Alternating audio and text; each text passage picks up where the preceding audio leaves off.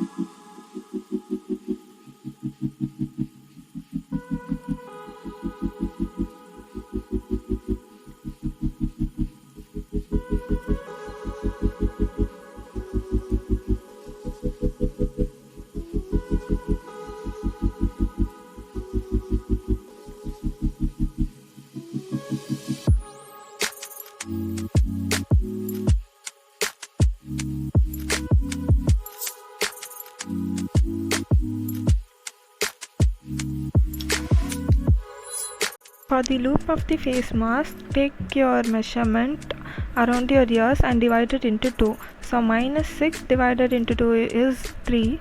So I'm here taking 3 plus stitching allowance 4.5.